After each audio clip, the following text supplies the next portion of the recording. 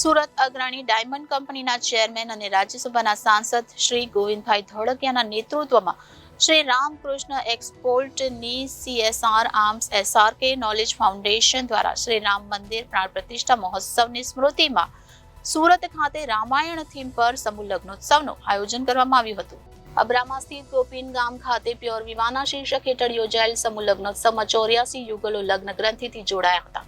આ લગ્નોત્સવનું ખાસ આકર્ષણ એ હતું કે વર અને વધુ રામ સીતાના પરિધાનમાં હતા અને આયોજન સ્થળે રામાયણના પ્રસંગોને જીવંત કરવામાં આવ્યા હતા।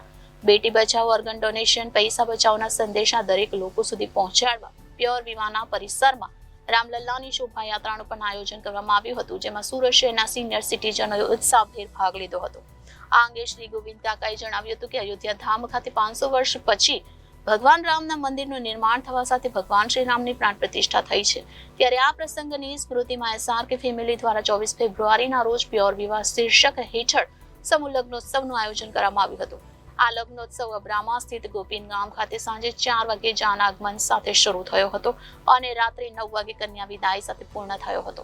રામાયણ થીમ પર આયોજિત આ સમૂહ લગ્નોત્સવમાં કાર્યક્રમ સ્થળે શબરી રામ મુલાકાત સહિત વનવાસ દરમિયાન બનેલા પ્રસંગોને જીવંત કરવામાં આવ્યા હતા। એટલું જ નહીં પણ યુગલોએ પણ ભગવાન શ્રી રામ અને માતા સીતાના રૂપમાં સપ્તપદીના ફેરા લીધા હતા। કુલ 84 યુગલોએ પરિણય સૂત્રમાં બંધાઈ દાંપત્ય જીવનની શરૂઆત કરી હતી। આ પ્રસંગે કાર્યક્રમના ઉદ્ઘાટક તરીકે રેલવે રાજ્યમંત્રી શ્રીમતી દર્શનાબેન જરદોસ ઉપસ્થિત રહ્યા હતા। સાથે જ નવ દંપતીઓને આશીર્વાદ આપવા રજસ્વી રત્ન તરીકે ગૃહ રાજ્યમંત્રી શ્રી હર્ષભાઈ સંઘવી, મંત્રી શ્રી મુકેશભાઈ પટેલ, મંત્રી શ્રી પ્રફુલભાઈ પાનસેરિયા, મેયર શ્રી દક્ષેશભાઈ માવાણી સહિત સુરતના તમામ ધારાસભ્યો સાથે સુરત જિલ્લા કલેક્ટર ડોક્ટર સૌરભભાઈ પારકી, મનપા કમિશનર શ્રીમતી શાલિનીબેન અગ્રવાલ અને ઇન્ચાર્જ સુરત શહેર પોલીસ કમિશનર શ્રી બાબાંગ ઝામીર ઉપસ્થિત રહ્યા હતા। SRK કેફ દ્વારા વર્ષ 2015 થી યોજાતા આ પ્યોર વિવાહમાં અત્યાર સુધી 813 થી પણ વધુ યુગલે પ્રભુતામાં પગલા પાડ્યા છે। આજનો અમારો આ SRK કંપનીનો 10મો સમૂહ લગ્નોત્સવ મોટા વરાછા ગોપીન ગામ જે જગા છે એની અંદર 84 નવ યુગલોના આજે લગ્ન થવા જઈ રહ્યા છે।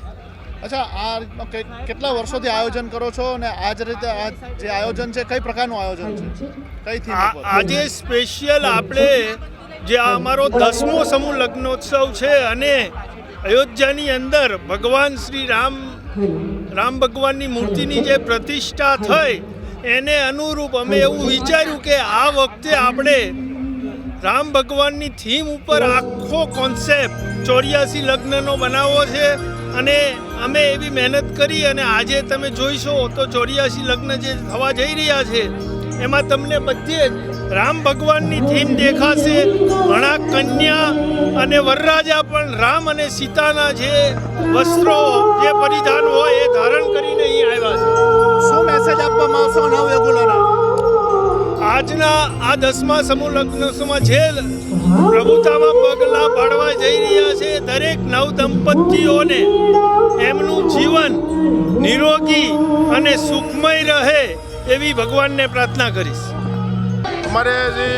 અમારા શેઠજી ગોવિંદ કાકા જે અમારા સમૂહ લગ્ન કરાવે છે અને તે ભગવાન શ્રી રામલલ્લાનું આ ઘણા વર્ષો બાદ પ્રાગટ્ય થયું છે અયોધ્યામાં, તે ઉપર જે થીમ રાખેલી છે।